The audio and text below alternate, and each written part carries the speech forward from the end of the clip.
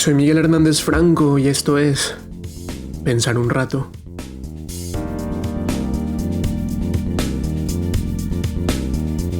Hola gente, ¿cómo van? Estoy aprovechando una pequeña fase de hipomanía para tratar de avanzar tanto como sea posible en la redacción de los distintos guiones de PUR, el mini podcast de poesía y otro par de cosas que se me han ido ocurriendo y que quiero empezar a desarrollar. Crucemos deditos para que pueda avanzar bastante. Por ahora, vamos adelante con la serie sobre el Estado. Recuerden que ahora pueden apoyar Pensar un rato y todos mis demás esfuerzos creativos que incluyen canciones, poemas, ensayos, planos de muebles, bocetos de casas autosuficientes, dibujos, collages, recetas y otro montón de cosas. Pueden ir a Patreon y ser mecenas de mi vocación artística para que haya más PUR y muchas más cosas. Solo tienen que ir a www.patreon.com/pensarunrato y suscribirse. Tendrán acceso a mis archivos. Financien artistas, gente. Los artistas somos importantísimos. Creo que eso es todo. Vamos ahora sí con la tercera parte de nuestra serie sobre el Estado. Entonces, para comenzar este episodio les propongo que hagamos una especie de meditación conceptual y medio abstracta. Lo significa esto muy fácil. Normalmente, en nuestras mundialmente célebres meditaciones de PUR, lo que ocurre es que nos metemos en una historia o en un ambiente, y ese ambiente es equiparable con experiencias que todos hemos tenido en algún momento. Usted imagina cosas y se mete en esas ensoñaciones basándose en experiencias que ha tenido en otros momentos de su vida. Aquí no vamos a hacer eso. La idea es más bien imaginar abstracciones, imaginar conceptos, formación métricas, líneas, puntos. Es un ejercicio que es un poquito más difícil de hacer, pero por eso mismo con resultados más potentes. Pero no se preocupen porque es mucho más chévere de cómo lo acabo de describir, o bueno, pues eso espero. Entonces, póngase cómodo, cómoda, siéntese en un sitio tranquilo, ojalá con sus audífonos o con un buen bafle. Cierre los ojos. Hágase consciente de su respiración. Inhale en 1, 2, 3, 4, 5. Sostenga 1, 2, 3, 4, 5. Y exhale en 1, 2, 3, 4, 5. Una vez más, inhale 1, 2, 3, 4, 5. Sostenga 1, 2, 3, 4, 5. Exhale 1, 2, 3, 4 y 5. Mantenga esa respiración un momento. Lo primero que va a hacer es imaginarse a usted mismo o a usted misma suspendida en un enorme espacio blanco.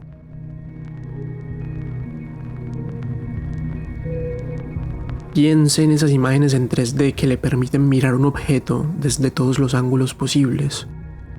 Usted puede verse perfectamente así, desde afuera, suspendido en un enorme espacio blanco. No está parada sobre nada, pero tampoco está flotando en nada. Simplemente usted está ahí, existiendo en medio de una nada sosegada. De pronto, aparece algo.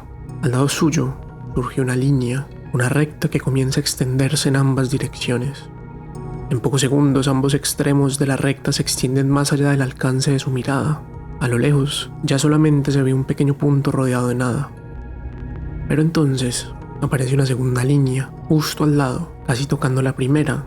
Aparece otra línea que se extiende, parece, más allá de lo que somos capaces de ver, perfectamente paralela. Y luego aparece otra, y otra, y otra. Cuando menos se dio cuenta, la nada sobre la que estábamos suspendidos quedó dividida en dos. A lo largo ya no se ven puntitos rodeados de nada, sino una línea perfectamente perpendicular a toda la primera serie infinita de rectas paralelas. A lo lejos se intuye un límite, el horizonte. Ahora, volvamos a mirarnos desde afuera, como un modelo 3D al que podemos mirar desde todos los ángulos. Ya no estamos suspendidos sobre una nada enorme. Esa serie infinita de líneas paralelas nos dio el espacio. Hay un dónde. Estábamos sobre las líneas o bajo las líneas. Hay una arriba y una abajo. Vamos a suponer que estamos sobre las líneas. Estamos de pie sobre el plano que se creó por la aparición de esa serie infinita de líneas paralelas. Mire hacia abajo y note que ahí, donde usted está parada, el plano se deforma ligeramente. No es mucho, realmente. pero es innegable que las líneas se curvaron un poquito hacia abajo, allí donde usted está existiendo muy parchadamente. Ahora, Dé unos pasos a su alrededor y note cómo en el momento en que su pie entra en contacto con el plano de las líneas, estas se deforman un poquito y recobran su forma una vez usted deja de pisarlas. En otras palabras, note que usted ocupa un lugar en ese espacio y que su existencia modifica, afecta ese espacio. Y ahora, ante usted apareció un cubo. Un cubo que parece también estar hecho por un montón de líneas paralelas apiladas las unas sobre las otras. Y ese cubo, al ocupar un lugar en el plano creado por la primera serie infinita de líneas, afecta ese lugar, lo modifica un poquito. Pero además, como usted está cerca al cubo, también hay una deformación en el espacio en el que su existencia y la del cubo parecen afectar juntas al plano. A su alrededor aparecen más cubos y usted, siendo la persona infinitamente curiosa que es, se acerca al primero y se da cuenta de que puede moverlo, empujarlo con su cuerpo y desplazarlo sobre el espacio. Como hay muchos cubos a su alrededor de tamaños diferentes, usted se pone a apilarlos y a tratar de armar algo. Se da cuenta de que los cubos apilados, los unos sobre los otros, deforman más el plano que cuando no lo están, y nota, después de un rato, que el movimiento suyo y de los cubos y sobre todo la repetición de ciertos movimientos por los mismos lugares va dejando surcos, rastros, una especie de relieve. En este momento, vuélvase a imaginar como ese modelo en 3D y note desde lejos como en el lugar donde usted ha estado moviendo y apilando cubos puede verse un pequeño relieve, una cierta forma particular del plano que contrasta con la uniformidad que lo envuelve. Y ahora, imagine que aparecen más personas y más cubos y que se ponen de acuerdo en construir una enorme estructura con los cubos. Mirando desde lejos, nos damos cuenta de que, así como cada persona afecta el espacio de un modo particular, al estar cerca e interactuar entre sí, el espacio en que ocurre ese encuentro también se modifica, se deforma, pero no como la suma de cada una de esas pequeñas existencias dejando su huella particular en el plano, sino que ese encuentro de personas que están existiendo juntas en nuestro plano imaginario, ese encuentro de personas y cubos, de cubos y cubos y todo ese sistema que se crea, afecta a ese plano como si fuese un solo gran y complejísimo objeto. Y quedémonos mirando eso desde afuera. Miremos el relieve que crean nuestras interacciones, nuestra manera de mover los cubos, de organizarlos unos sobre otros. Observemos cómo se deforma el espacio, también por los modos en que nos organizamos para organizar los cubos. Miremos las protuberancias, las depresiones, los surcos, los valles, los caminos que va trazando nuestro existir juntos en ese plano creado por una serie infinita de líneas paralelas. Y paremos ahí. Lentamente abra los ojos, estírese un poquito y trate de mantener todas esas imágenes raras en la mente. Y ya vamos a empezar.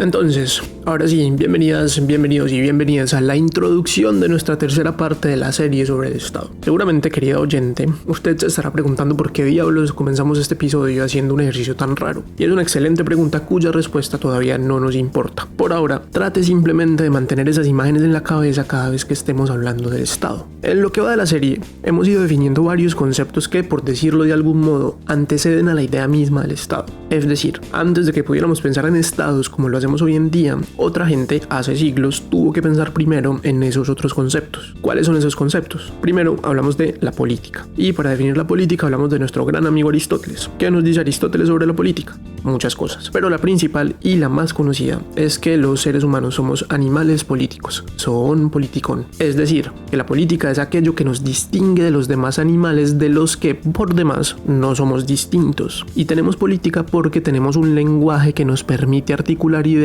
sobre el mundo y discutir y elucubrar sobre lo bueno, lo bello y lo justo, y tratar de organizar la vida en función de esas elucubraciones. Y como todo esto es algo que hacemos fundamentalmente en grupo, la política tiene que ver con el encuentro, con el hecho de la pluralidad de los seres humanos. Esto, sobre lo que volveremos más adelante, es muy importante por una de sus consecuencias más obvias, y es que si la política tiene que ver con la pluralidad de los seres humanos, esto quiere decir que si consideramos a un ser humano solamente en su dimensión individual, no es posible concebir concebirlo como un ser político, por lo menos si seguimos por esta corriente de ideas que hemos ido construyendo en esta serie. Un segundo concepto sobre el que hablamos fue el de estado de naturaleza, sobre el que dijimos que se trata fundamentalmente de un experimento mental hecho por muchos filósofos que hace la pregunta por la condición humana. Es decir, es un experimento mental para responder a la pregunta de ¿cómo serían los seres humanos si fuera posible tener seres humanos en un mundo sin ningún tipo de intervención humana previa que los determine?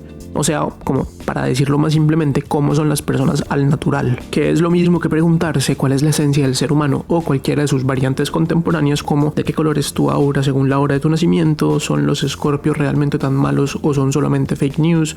En fin, el punto es que hay un montón de personas que se han hecho esta pregunta y que por lo tanto han hecho este experimento mental y nos han ofrecido distintas respuestas. A nosotros nos interesa particularmente la respuesta del filósofo inglés Thomas Hobbes, que era un godo de aquí a Pekín, pero que por razones que veremos más adelante terminó siendo uno de los padres del liberalismo. ¿Qué nos dice Hobbes sobre el estado de naturaleza? Básicamente que somos severas gonorreas. En el estado de naturaleza los seres humanos vamos a escoger siempre perseguir y proteger nuestros intereses. Y si para eso me toca matarlo, mijo, pues mejor se hubiera ido a coger café y nos evitábamos tanto embrocho. Que es más o menos decir que uno es por defecto una gonorrea, o sea que los seres humanos nacemos malos. En el estado de naturaleza de Hobbes, el hombre es un lobo para el hombre. Vivimos en la guerra de todos contra todos. Esto es entre comillas, ¿no? La tendencia de los seres humanos es a un egoísmo desregulado en el que a uno perfectamente le toca matar a alguien que estorbe demasiado. Básicamente los seres humanos somos unas gonorreas codiciosas y egoístas, hambrientos de poder, dispuestos a acabar con pueblos, con selvas, con los ríos, a meter a millones de personas en hornos, a matar a otros millones de hambre, a fingir demencia al respecto, permitir que millones de seres humanos vivan famélicos y olvidados por el mundo entero mientras unos poquitos consumen hasta la locura.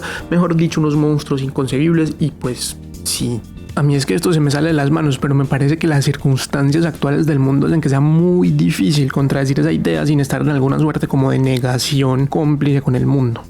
Pero bueno, eso es otra discusión. Entonces, Hobbes, como cualquier persona razonable, se dijo a sí mismo, nea, obviamente no podemos vivir así, es insostenible vivir todo el tiempo pensando en que lo van a matar a uno y que estuviéramos en Colombia. ¿Qué podemos hacer? Y la respuesta fue un contrato.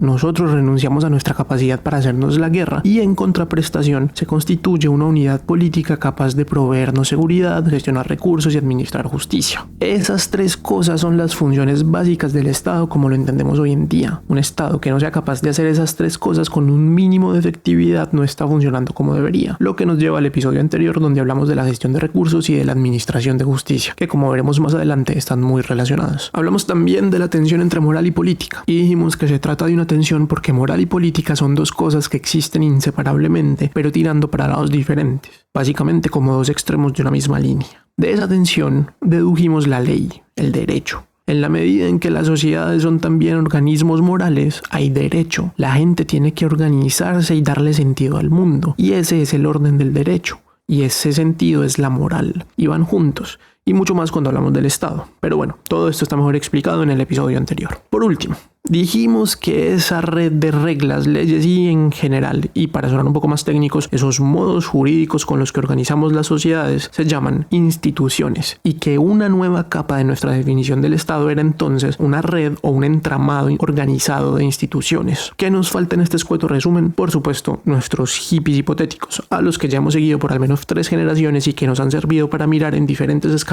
cómo desenvuelve una sociedad hasta llegar a eso que llamamos Estado. Ahora sí, y por fin, comencemos.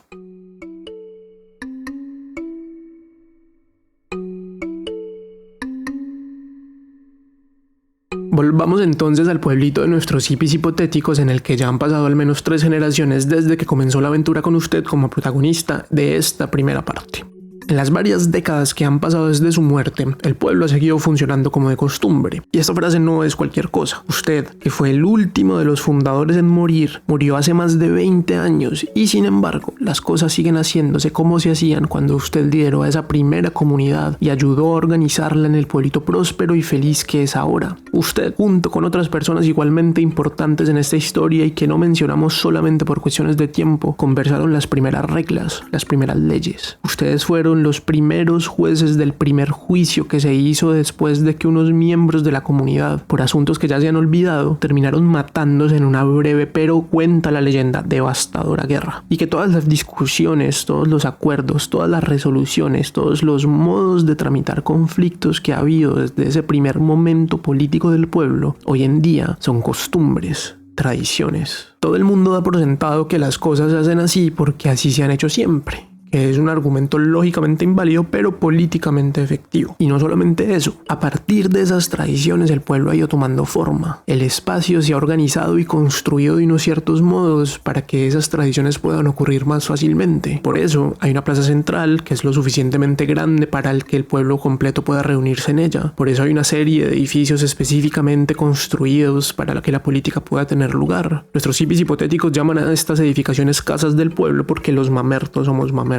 hasta hipotéticamente. Pero el punto es que estos edificios fueron construidos para acoger a los gremios y a los consejos y en general a las instituciones que se fueron creando con los años. Esto quiere decir que la política también le dio forma al espacio, que hubo reglas, leyes y acuerdos que se convirtieron en edificios, plazas, arquitectura. Y si lo piensan, esto tiene mucho sentido porque si la política es la actividad esencialmente humana por medio de la cual los seres humanos organizamos las sociedades en que vivimos, pues tiene una cierta lógica que las maneras en que decidamos parcelar, ocupar, distribuir y organizar el espacio sean también el resultado necesario de una política. Y para que se haga una idea de lo importante que es esto que estamos diciendo, el mundo tiene sentido para nuestros hippies hipotéticos por todo eso que usted ayudó a fundar, por ese primer momento político.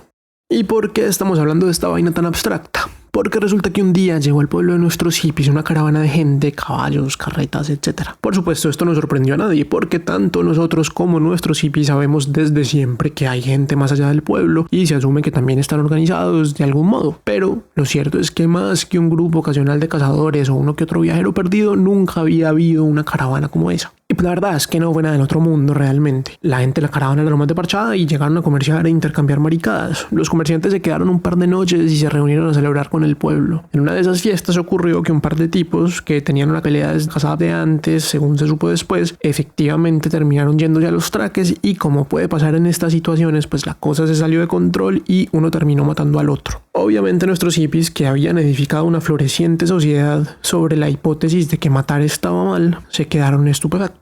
Habían pasado ya varias generaciones sin que hubiera habido un homicidio en el pueblo y pues después del breve pero tenso silencio y un par de llantos de niños asustados, los comerciantes se pusieron de pie y con una parsimonia impresionante, como si todo fuera solamente un percance menor, se llevaron al cadáver y al asesino, limpiaron fugazmente todo el lugar y el último en salir miró a nuestros hipotéticamente conmocionados hippies y simplemente dijo: por favor disculpen, y se fue.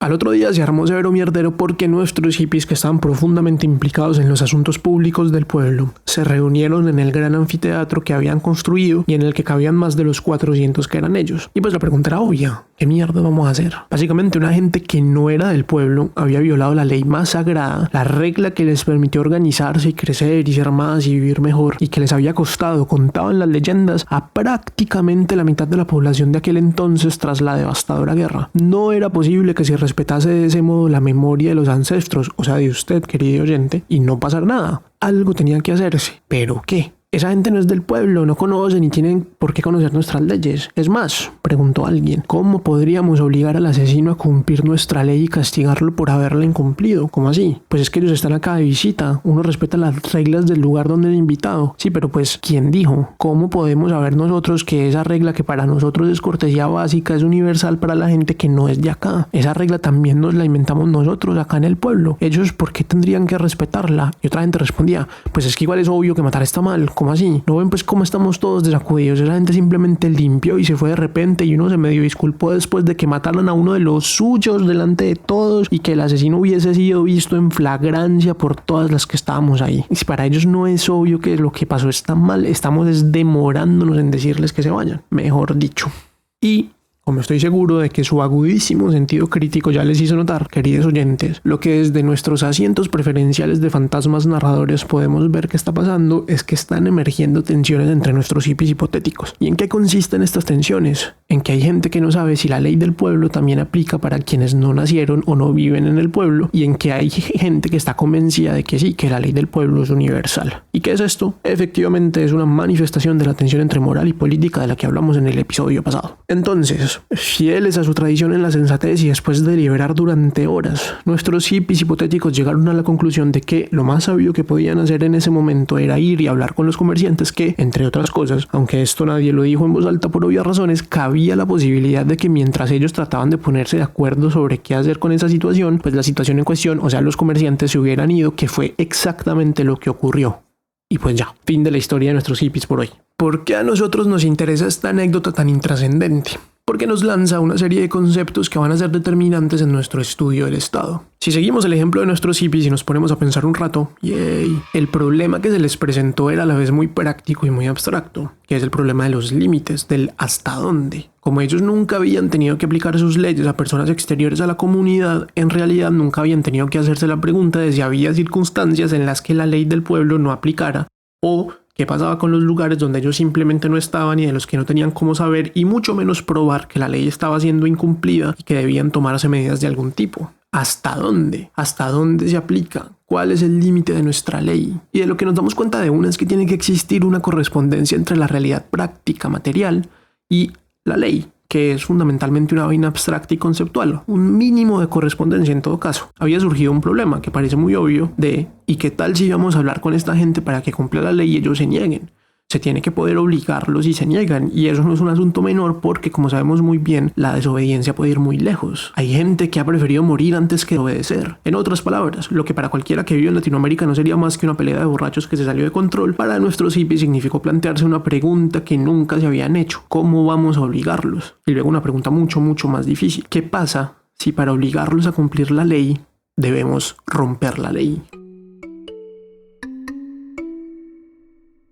Y esa pregunta, que es una pregunta muy filosófica, es también una pregunta increíblemente práctica. Imagínense, como lo hicieron nuestros hippies mientras deliberaban, la situación. ¿Ustedes acuerdan ir a hablar con los comerciantes y expresarles de manera clara y sincera sus preocupaciones y su molestia con respecto al episodio de la pelea y su desenlace mortal durante las celebraciones de la noche anterior? Los comerciantes los escuchan con atención y luego el mismo que salió de último y se había disculpado habla y dice: queridos huéspedes, les ofrecemos nuestras más sinceras excusas. Lo que ocurrió ayer fue terrible y estamos muy avergonzados de que haya ocurrido en su hogar. Sin embargo, mucho me temo que no puedo entregarles al hombre que mató a nuestro amigo, pues él no ha quebrantado ninguna ley nuestra. Ellos tenían desde hace unos meses un enorme desacuerdo con respecto a cómo se habían llevado las cuentas de un negocio entre ambos. Se acusaban mutuamente de haber robado. Ellos dos habían acordado cuando empezaron su negocio juntos que las desavenencias que tuvieran relación con la honra y el honor de las partes podían ser resueltas mediante la violencia. Nosotros intentamos mediar durante varias semanas para evitar que se llegara a lo que finalmente se llegó ayer, y aunque no es el desenlace que habríamos querido, ese fue el acuerdo que hicieron estos dos hombres. No se ha roto ninguna ley, no puedo permitir que lo castiguen.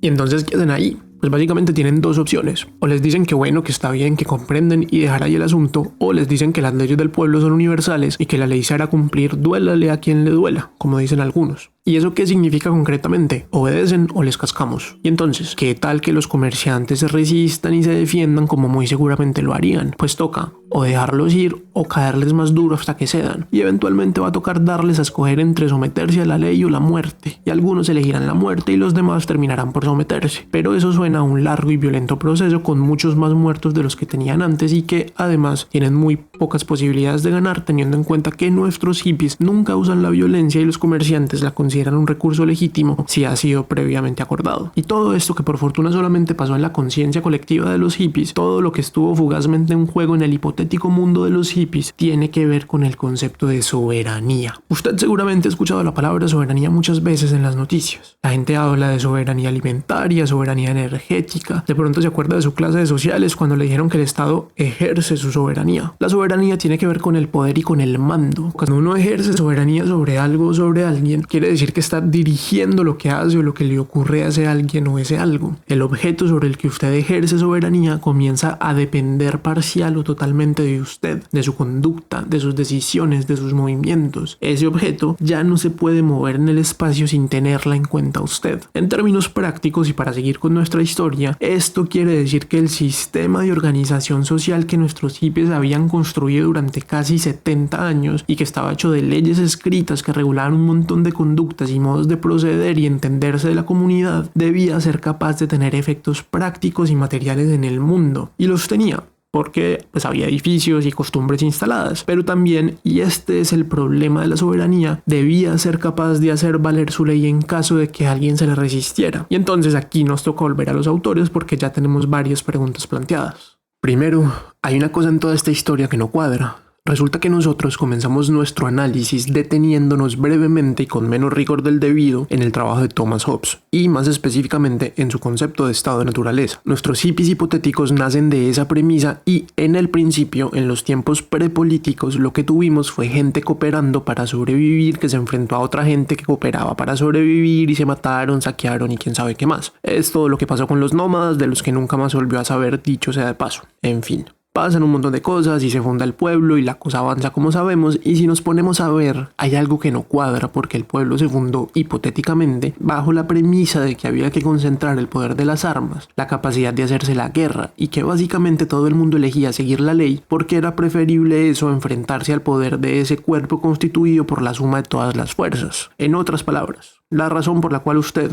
ex protagonista y ahora testigo fantasmal y narrador de esta historia, obedeció durante toda su vida las leyes del pueblo, la razón por la cual las consideró legítimas era porque existía una amenaza real de violencia o, en términos simples, obedece o le casco. Pero resulta que, después de 70 años de vida pacífica y floreciente, sus descendientes hipotéticos obedecen las leyes por una mezcla de tradición, costumbre y virtud que varía de persona a persona, y no por miedo al uso de la violencia. Los hippies hipotéticos de este momento de la historia se someten a la ley por elección, racional y de manera relativamente consciente deciden obedecer la ley. En otras palabras, las predicciones de Hobbes, que fueron todas las nuestras, parecen haberse equivocado, por lo menos en lo que concierne a nuestros hippies hipotéticos. Al parecer, nosotros tuvimos la suerte de inventarnos un grupo de seres humanos excepcionalmente altruistas y sensatos. Excepto que ahora tenían un problema, y era que no estaban seguros de que cualquier persona, y especialmente las personas que no vivían ni habían nacido en el pueblo, se iban a sentir igualmente comprometidas a cumplir tan voluntariosamente la ley. Existía la posibilidad de que hubiera que obligarlos a cumplir la ley. Obligarlos por la fuerza. Estamos entonces ante un problema de soberanía.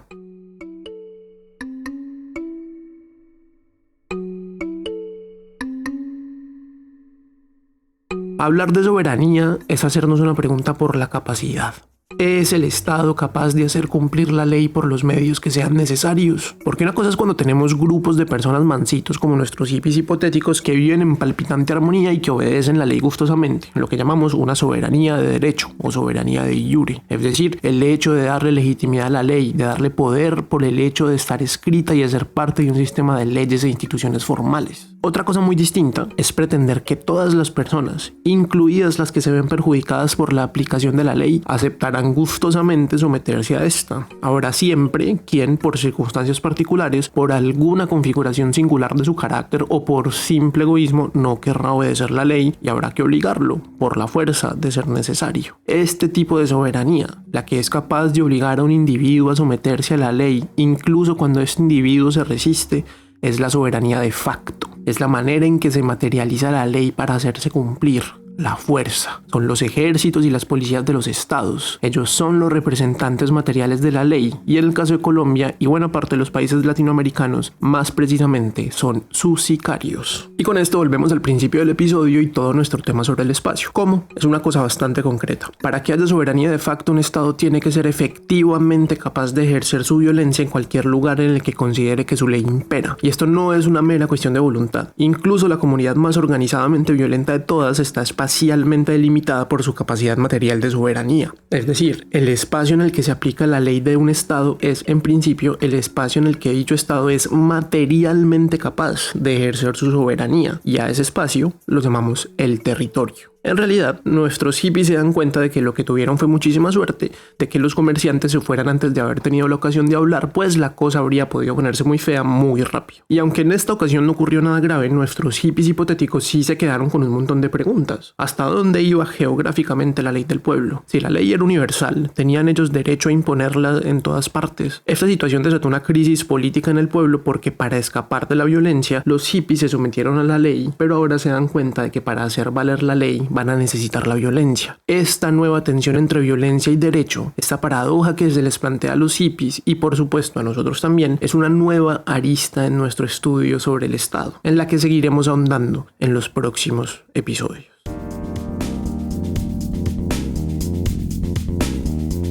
Como siempre, y después de un largo y abstracto tercer episodio de la serie sobre el Estado, vamos con algunas conclusiones. 1. En este momento tenemos dos tensiones diferentes sobre las que se erige el Estado. Por un lado, la tensión entre moral y política que da origen al derecho, y ahora hay una tensión entre derecho y violencia. Y, una vez más, así como la moral y la política son una misma cosa existiendo para lados distintos, el derecho y la violencia existen inseparablemente, pero también para lados distintos. Existen en tensión. 2. Esta nueva tensión podemos resumirla en la siguiente paradoja. La gente se sometió a la ley para escapar de la violencia, pero para hacer valer la ley se necesita usar la violencia. 3. Asimismo, esta nueva tensión nos obliga a pensar en la dimensión material del Estado. Ya teníamos una idea con la manera en que el espacio común se había organizado y cómo se habían creado lugares específicos para los asuntos del Estado, es decir, instituciones. Pero esto va mucho más lejos, pues es lo que determina en todos los niveles los límites del Estado. Hablamos entonces de soberanía de derecho y de soberanía de facto. Y al final, la que importa verdaderamente es la soberanía de facto. ¿Qué tan capaz es el Estado de hacer valer su ley por los medios que sean necesarios allá donde dice que manda? ¿Hasta dónde alcanza la ley del Estado? Y de la mano del concepto de soberanía está el concepto de territorio.